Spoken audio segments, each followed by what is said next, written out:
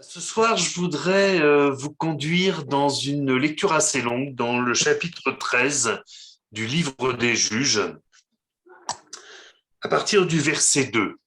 Chapitre 13, à partir du verset 2. Il y avait un homme de Tsoréa, de la famille des Danites, et qui s'appelait Manoach. Sa femme était stérile et n'enfantait pas. L'ange de l'Éternel apparut à la femme et lui dit : « Voici, tu es stérile et tu n'as point d'enfant. Tu deviendras enceinte et tu enfanteras un fils. Maintenant, prends bien garde, ne bois ni vin ni liqueur forte et ne mange rien d'impur, car tu vas devenir enceinte et tu enfanteras un fils. Le rasoir ne passera point sur sa tête parce que cet enfant sera consacré à Dieu dès le ventre de sa mère, et ce sera lui qui commencera à délivrer Israël de la main des Philistins. La femme alla dire à son mari : « Un homme de Dieu est venu vers moi, et il avait l'aspect d'un ange de Dieu, un aspect redoutable. Je ne lui ai pas demandé d'où il était et il ne m'a pas fait connaître son nom. Mais il m'a dit : tu vas devenir enceinte et tu enfanteras un fils et maintenant ne bois ni vin ni liqueur forte et ne mange rien d'impur, parce que cet enfant sera consacré à Dieu dès le ventre de sa mère et jusqu'au jour de sa mort. » Manoach fit cette prière à l'Éternel : « Ah, Seigneur, que l'homme de Dieu que tu as envoyé vienne encore vers nous et qu'il nous enseigne ce que nous devons faire pour l'enfant qui naîtra. » Dieu exauça la prière de Manoach et l'ange de Dieu vint encore vers la femme. Elle était assise dans un champ et Manoach, son mari, n'était pas avec elle.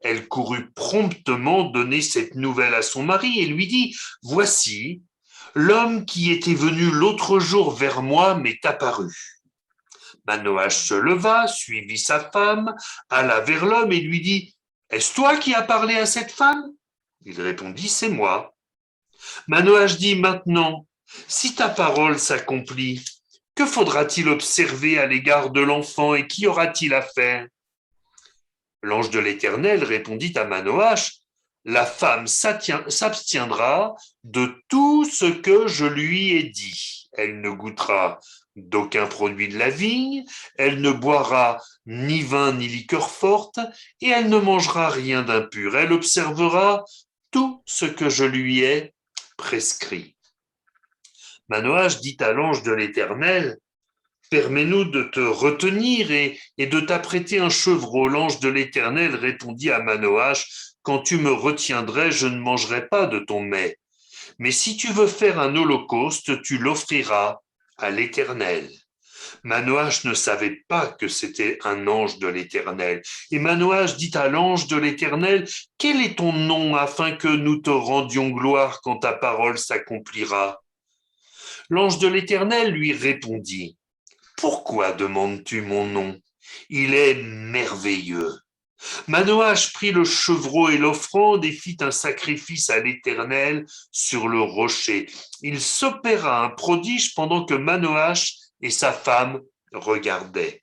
Comme la flamme montait de dessus l'autel vers le ciel, l'ange de l'Éternel monta dans la flamme de l'autel.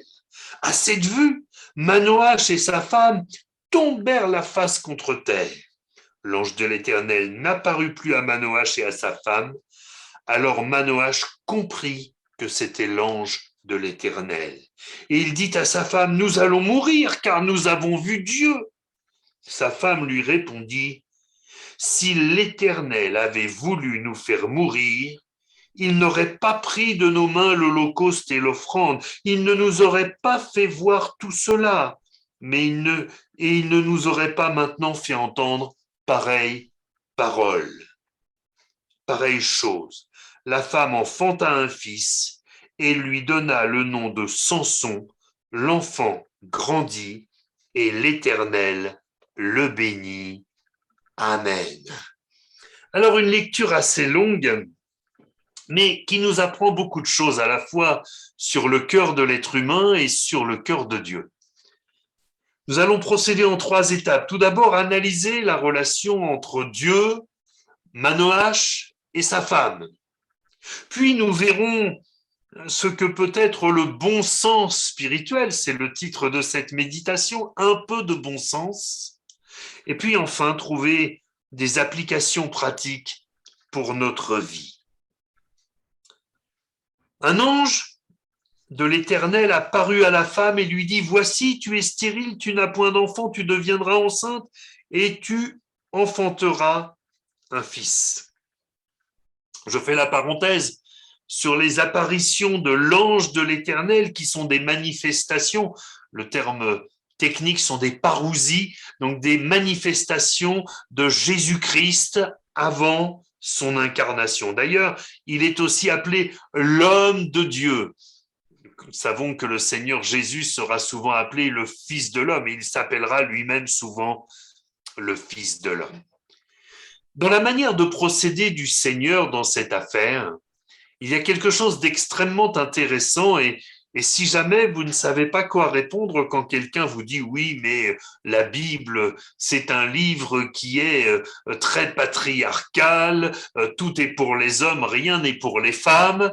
Bon, déjà, bien sûr, c'est faux, mais entre le fait de dire que ce soit faux et le fait de trouver des arguments pour les expliquer, c'est pas toujours évident, trouver des exemples.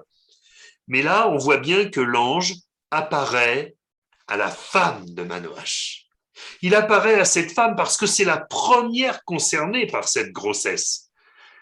C'est pas Manoach qui va porter l'enfant, c'est pas lui qui va accoucher. Éventuellement, il prendra du ventre en regardant sa femme en faire autant, mais ça sera sa seule participation sur le temps de la grossesse. On est bien d'accord. Elle rentre de cette manière dans la lignée des filles d'Ève, dispensatrice de vie. C'est elle qui va dispenser la vie et c'est à elle que l'ange parle et qu'il donne ses instructions. Ça, c'est quand même extrêmement intéressant. Et d'ailleurs, on voit bien que ça va créer une sorte de frustration chez Manoach, une frustration qui peut bien se comprendre. Hein. C'est vrai que si ma femme me dit, ah mais moi j'ai eu une vision de Dieu, il m'a apparu, il m'a dit telle ou telle chose, je dirais, ah, bon, moi j'aurais bien aimé la voir moi aussi, la vision en question. Hein. Mais oui, et là Manoach, on voit bien que lui aussi, il aimerait bien voir et entendre celui qui a apporté ce message, cette prophétie. Alors il prie dans ce sens. Éternel, voilà, si c'est bien toi qui as envoyé, ben moi aussi j'aimerais bien voir et entendre ce qui se passe là. Et ce qui est formidable, c'est que le Seigneur va l'exaucer. Il va l'exaucer. Euh, mais il va l'exaucer en apparaissant de nouveau à sa femme. Et c'est elle qui va venir le chercher, voyez-vous. Il y a vraiment une conduite de Dieu particulière dans cette situation. Il semble quand même qu'il n'a pas trop confiance dans ce que sa femme lui raconte, hein, parce qu'il a vraiment besoin que Dieu lui confirme les choses. Le fait que sa femme lui dise qu'elle a fait une expérience spirituelle particulière, on voit bien que ça lui suffit pas. L'ange donc apparaît une seconde fois auprès de la femme, il affirme bien que c'est sa volonté de faire les choses de cette manière et elle appelle donc son mari. Et le mari pose des questions. Alors, qu'est-ce qu'on va devoir faire? D'abord, est-ce que c'est bien toi? Oui, oui, c'est moi. Qu'est-ce qu'on va devoir faire pour cet enfant? Et j'aime bien la manière dont l'ange lui répond. Il lui dit, bah, vous allez faire comme j'ai dit à ta femme. Hein. Il authentifie le témoignage de la femme. Après, il lui redit les choses parce qu'il voit bien que Manoach, il a besoin un peu, voilà, il a besoin de l'entendre aussi, cette parole. Mais j'aime bien la manière, parce que parfois, eh bien, le Seigneur peut parler à l'époux, mais il peut parler à l'épouse aussi. Hein. J'en fais déjà une application à nous pour maintenant. Le Seigneur peut très bien parler à Valentin et pas à Raïssa, ou le Seigneur peut parler à Evelyne et pas à Gérald, ou ben voilà, mais il peut parler à ma femme et pas à moi. Bon, mais l'inverse est également possible. Alléluia, alléluia quand même. Hein. Il n'y en a pas que pour les mêmes tout le temps. Hein.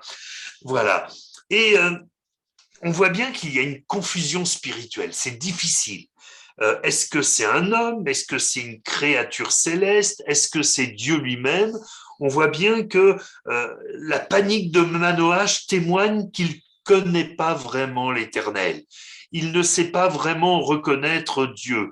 Mais ceci dit, même chez la femme, il y a cette confusion entre l'homme de Dieu et l'ange de l'Éternel. On voit bien que on est dans des temps où l'enseignement n'a pas été donné de manière fidèle et régulière et les gens sont un petit peu perdus. Ils savent pas trop de quelle manière ils doivent comprendre les choses. Et puis, une fois qu'ils réalisent que c'est Dieu lui-même, que c'est l'ange de l'Éternel, que c'est le Seigneur Jésus finalement, là c'est panique à bord. Oh, on a vu Dieu et personne ne peut voir Dieu et vivre, c'est pas possible. Et là, Manoach, il est vraiment pris de panique. Il se dit, ça y est, là, c'est sûr, on est fichu.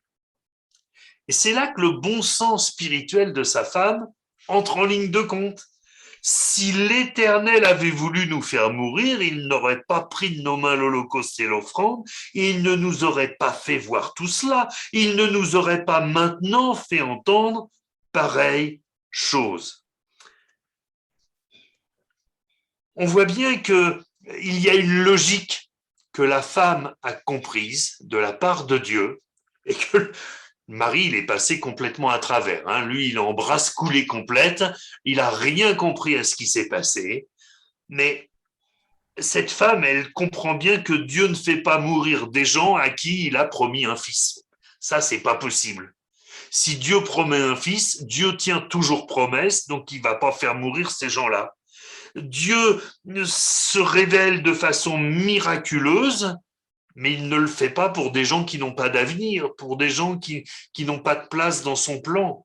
Et là, cette femme-là, elle est vraiment tout à fait au clair avec ça. Elle a ce bon sens spirituel. Elle sait pas tout, elle comprend pas tout, mais il y a des choses, elle sait que Dieu ne les fera pas. Elle est claire là-dessus. J'ai pensé, dans cette réflexion sur le bon sens spirituel, à celui qu'a eu Abraham. Hébreux 11,17 nous dit que c'est par la foi qu'Abraham offrit Isaac lorsqu'il fut mis à l'épreuve et qu'il offrit son fils unique.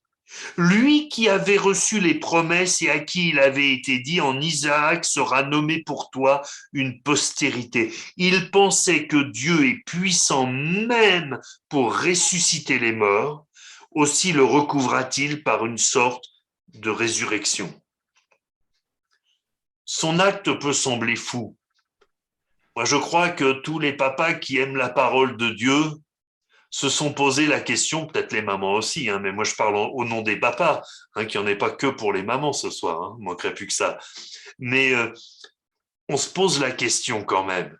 Je parle pas des moments où on se dit que nos enfants sont vraiment difficiles et là où on ne sait pas jusqu'où on pourrait aller, mais je parle bien de ces moments, de ce moment où Abraham reçoit l'ordre de Dieu d'offrir son fils en sacrifice, comme une situation particulière.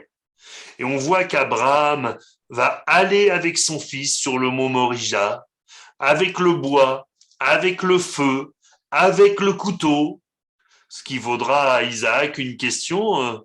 Oh, papa, je vois bien qu'il y a du bois, qu'il y a du feu, qu'il y a du couteau, mais où est l'agneau pour l'Holocauste? Dis, t'inquiète pas, mon gars, Dieu va se pourvoir lui-même pour l'Holocauste. Et on peut se poser la question, mais dire, mais est-ce qu'Abraham n'est pas allé trop loin dans son obéissance? Et pourtant, non, il y a ce bon sens. C'est que il savait que la promesse de Dieu était certaine. Il ne savait pas encore comment Dieu allait tenir promesse, mais il était certain que Dieu allait tenir promesse. Et puisque Dieu lui avait promis une postérité par Isaac, eh bien il croyait à la fois que Dieu était capable de ressusciter son Fils d'entre les morts, mais il croyait aussi que Dieu était capable de se manifester miraculeusement. Alors c'est vrai que c'est toujours difficile de faire la part des choses entre ce qui est du domaine de la sagesse et du bon sens et ce qui est du domaine de la foi. C'est vrai que la foi, parfois, nous fait faire des choses qui semblent insensées à ceux qui n'ont pas reçu une parole de Dieu. Mais si nous avons reçu une parole de Dieu, ça n'est plus un manque de sagesse. C'est du bon sens. Dieu a promis, donc je peux faire. Dieu a promis, donc je peux y aller. Et pour ça, pour que la sagesse et la foi soient réconciliées par le bon sens, eh bien, il nous faut passer du temps avec notre Seigneur, être imprégné de son esprit. Et on a le sentiment que c'est un petit peu la différence entre Manoach et sa femme. En tout cas, entre deux personnes, une qui reçoit les promesses de Dieu en se disant, ok, Dieu a promis, il n'y a aucun problème, tout va se passer comme il a dit. Et puis une autre qui dit, bon, Dieu a promis, mais si tu as la parole que tu as dite à cette femme s'accomplit, que devrons-nous faire? Rien que la manière de poser la question, il n'est pas sûr. Alors que la femme de Manoach, à aucun moment, elle a dit, mais c'est sûr que ça va arriver ton truc là? Non. Elle est sûre. Pourtant, elle sait d'où vient le problème, elle sait qu'elle est stérile, elle sait que s'il n'y a pas un miracle, il n'y aura pas de délivrance, il n'y aura pas de victoire. Mais elle a ce bon sens de croire en la parole et d'y croire jusqu'au bout. Alors, quelles applications allons-nous trouver pour notre vie? J'ai pensé à cette prière que fait Abraham. Quand son neveu Lot va partir à Sodome et Gomorrhe, et vous savez qu'il y a l'ange qui va venir pour détruire Sodome et Gomorrhe, il va y avoir ces hommes qui vont venir voir Abraham de Dieu, et après Abraham va se mettre à intercéder. Dans Genèse 18, 25, il dit ceci: faire mourir le juste avec le méchant, en sorte qu'il en soit du juste comme du méchant. Loin de toi cette manière d'agir, loin de toi. Celui qui juge toute la terre, n'exercera-t-il pas la justice? Nous voyons que là encore, Abraham nous sert d'exemple. Ça n'est pas qu'il sait précisément ce que sera l'avenir.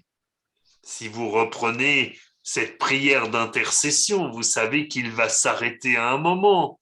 S'il n'y a que 50 justes, feras-tu mourir toute cette ville pour 50 justes? Non, s'il y a 50 justes, je vais épargner cette ville. Puis ça va aller jusqu'à 10 justes. Et en réalité, il n'y en avait pas autant. Mais il connaît le cœur de son Dieu. Et le bon sens vient de cette connaissance du cœur de son Dieu. Il sait que Dieu est juste. Il sait qu'il y a des logiques auxquelles Dieu ne veut pas échapper parce qu'elles seraient des logiques injustes. Alors non, faire mourir le juste avec le méchant, nous pourrions dire, connaissant ce que nous savons de l'éternité, condamner à l'enfer celui qui est sauvé comme celui qui est perdu, loin de toi, Seigneur, jamais notre Dieu ne ferait ça. De fait, quand nous connaissons la volonté de Dieu, quand nous connaissons sa logique, quand nous connaissons son cœur, nous prions différemment. Non pas en faisant du chantage au Seigneur, non pas en en essayant de forcer la main de Dieu, en citant à tort et à travers la parole. Il est écrit dans ta parole. Moi, j'ai parfois entendu et je comprends que ceux qui s'accrochent à ce texte ont envie de le vivre. Paul dit au geôlier de Philippe, crois au Seigneur Jésus et sois baptisé, toi et ta famille. Alors combien on dit, mais moi, voilà, je veux être sauvé, mais ma famille aussi, alors s'accroche. Mais ce texte-là s'adresse au geôlier de Philippe. Et depuis le geôlier de Philippe, il y a de nombreux chrétiens qui sont morts, laissant leur famille perdue, et une famille qui a résisté au Seigneur et qui n'a pas cru au Seigneur et qui n'a pas été sauvée. Il n'y a pas d'application systématique de ce texte. Nous avons tous notre libre arbitre, nos familles aussi. Nous prions pour eux. Nous prions pour leur salut. Je prie pour mon père, pour ma mère, pour mon beau-père, le papa de Sonia, qui sont tous les trois perdus.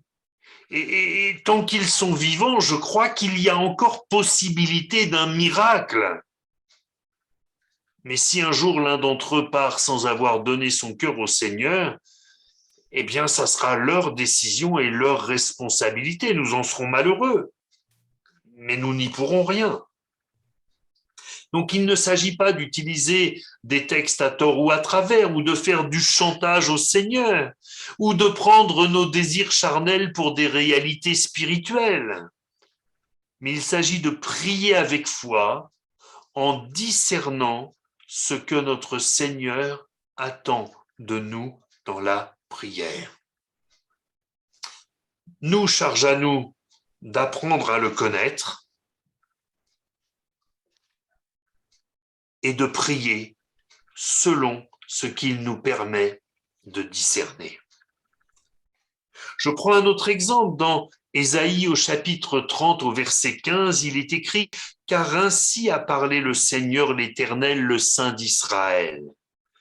C'est dans la tranquillité et le repos que sera votre salut, c'est dans le calme et la confiance que sera votre force. » Et puis il y a ces quelques mots, j'aurais aimé qu'il n'y soit pas. Mais vous ne l'avez pas voulu. C'est terrible. C'est terrible. Le Seigneur donne le chemin pour être délivré, pour être sauvé, pour traverser l'épreuve sereinement. Et il y a ces quelques petits mots qui montrent à quel point parfois nous sommes loin de la volonté de notre Dieu. Pourvu que le Seigneur trouve en nous des cœurs bien disposés. Pourvu qu'il trouve en nous des hommes et des femmes qui ne cèdent pas à la panique, qui ne cèdent pas à l'agitation, mais qui trouvent le repos et le secours de Dieu dans une foi paisible, confiante, avec du bon sens. C'est ça dont nous avons besoin, mes frères et sœurs. Ça n'est pas de courir dans tous les sens, ça n'est pas de gesticuler, ça n'est pas de crier ou de pleurer. Ça peut nous arriver de pleurer, ça peut nous arriver de perdre pied, ça peut nous arriver à tous un moment de faiblesse. Qui oserait dire, mais moi, ça ne m'arrive jamais. Moi, toujours droit, il y a le Seigneur, j'ai peur de rien. Mais bien sûr que non, ça nous arrive à tous d'avoir un mauvais moment, ça nous arrive à tous de perdre pied, ça nous arrive à tous d'avoir un moment d'affaiblissement de notre foi parce que l'épreuve est trop forte, parce que le chagrin est trop grand, parce que la douleur est trop haute. Mais pourvu que nous sachions revenir à notre bon sens. Le Seigneur a dit que tout concourt au bien de ceux qu'il aime, et je sais que j'aime mon Seigneur. Alors tout concourt à mon bien. Ça, c'est du bon sens. C'est du bon sens. C'est pas toujours facile, mais c'est là ce qui va nous faire du bien. C'est ça ce qui va nous aider à tenir bon jusqu'au bout, alors que le nom du Seigneur soit glorifié. Prions ensemble le Seigneur et que le Seigneur remplisse nos cœurs de ce bon sens, de cette foi paisible, afin que son nom soit glorifié. Amen. Seigneur notre Dieu, nous te bénissons et nous t'adorons, puissant Sauveur. Merci pour ce bon sens que tu as donné à la femme de Manoach, que tu as donné à Abraham. Et Seigneur, nous sommes tout autant tes enfants que cette femme et cet homme. Nous sommes là devant toi et nous nous attendons à toi. Oui, Seigneur, rends notre foi paisible, rends notre cœur affermi, rends-nous, Seigneur, sensibles à ton esprit pour discerner ta volonté, ce qui est bon, agréable et parfait, comme dit ta parole, et que ton nom seul en soit glorifié, Père. Amen.